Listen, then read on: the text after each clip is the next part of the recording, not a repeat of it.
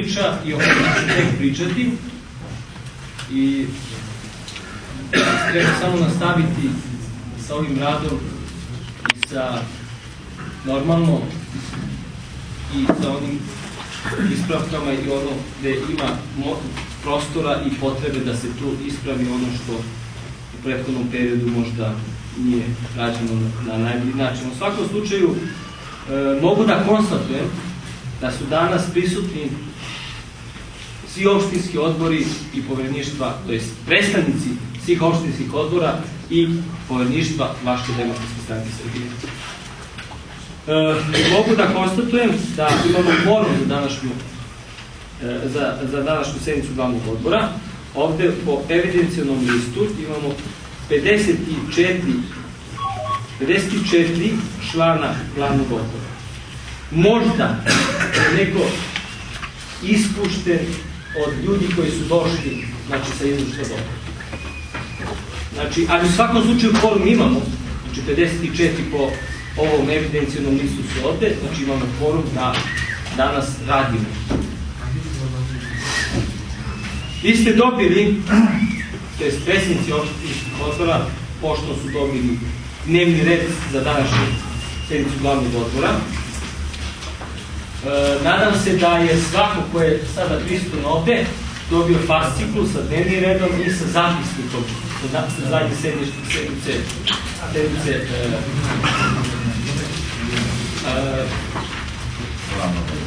glavnog odbora. Ja više reći da nema, ali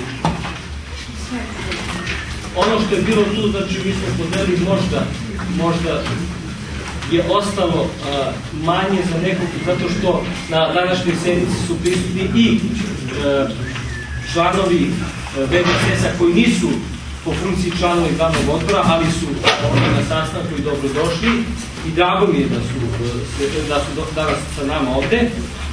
Tako da ste imali vremena, znači, da se upoznate sa današnjim dnevnim redom, da vidite i zapisnik sa zadnje sednice glavnog odbora.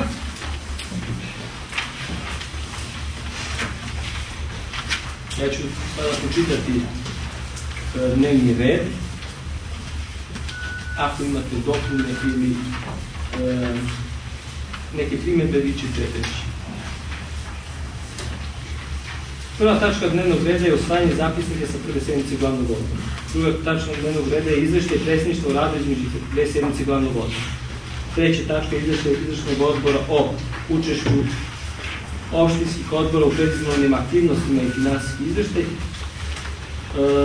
Postupanje opštinskih odbora u izveštajima o evidenciji članstva, odluci o statusu pojedinih članova iz Negotina, odluka za podsticajni rad. Četvrta tačka je odlučivanje glavnog odbora po odluci predsedništva o suspenziji predsednika opštinskog odbora Zaječar i poverenika opštinskog odbora Negotin. 5. Izbor predsednika političkog saveta. 6. Obeležavanje 3 godine od formiranja Vlaške demokratske stranke Srbije i 7. tačka je rasprava.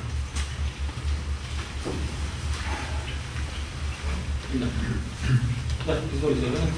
Znači, pre početka rada sednice, molim bih neke tehničke stvari da vas podsjetim, to svi sigurno znate. Znači, radi bržeg rada, radi dobre čujnosti, pošto naravno sve zapisnično piše, molim vas sve da utišate vaše mobilne telefone na, ako imate na funkciju da ste na zoni, a ako vas neko pozove, budite, pa ili da gledate napolje ili što tiše da odgovarate, to je ovako jedna tehnička stvar. Drugo, zapisnik se vodi, molim vas da svaki govornik, kako dobije reč od predsjedavajućeg, obavezno kaže svoje ime i prezime, odakle je i u kom je svojstvu, u smislu da li je član glavnog odbora ili je eventualno gost. I treća stvar, da vas upoznam, da vas podsjetim, da postoji poslovnik o radu glavnog odbora, gde govornik može da priča o jednoj tački dnevnog reda jedanput, može dobije reč samo po proceni predsjedavajućeg još jedan put. I tako, molim vas da ako bude ton sednice možda ne samo blagonaklon, nego i ako bude ton sednice u smislu da se neko sa nečim nešto ne slaže, što je demokratski, normalno naše stranci. Molim vas da vodite računa o poslovniku koji predviđa da se ne upada govornik u reč, da se ne govori dok ne predsjednik da reč, da kad govori se negativno ne izrazi prema nekom drugom prisutnom u općem kontekstu i jednom rečju da zaista ovo danas prođe u jednom dostojanstvenom redu kao i do sada. Zahvaljujem. Zahvaljujem, Zorane. Imate dnevni red, da li imate dopune?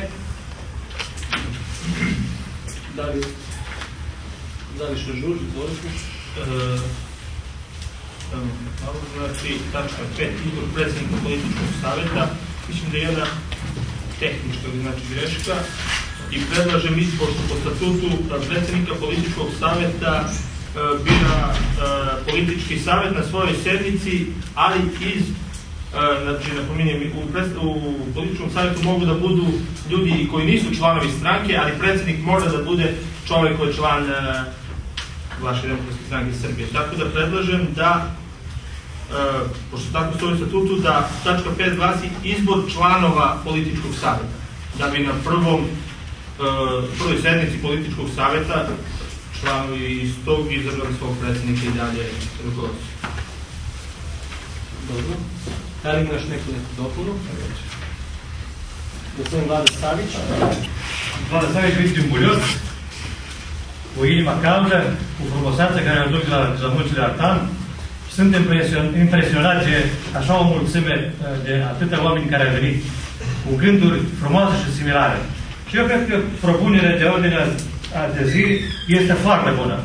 Deci, dnevni red poate să dați izuzetno dobar, konstruktivan dnevni red, dar eu aș vrea să vă aduc aminte că noi, practic, stăm pe carbuni.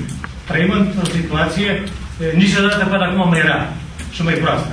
Și economică, și politică, și cum vreți. Deci, morala e dusă la pământ. Nu din cauza noastră, numai din cauza guvernului actual care este. Deci, eu aș vrea mai câteva nekoliko tačaka dnevnog reda. Cred că ar trebui să mai bage despre care ar trebui să discutăm. Și eu sunt, părerea mea că asta, să se bage în dnevni red o declarație pe care am luat-o noi. Znači, declarația ar fi în sensul ce putem noi să facem, care este puterea noastră. Deci luăm o declarație că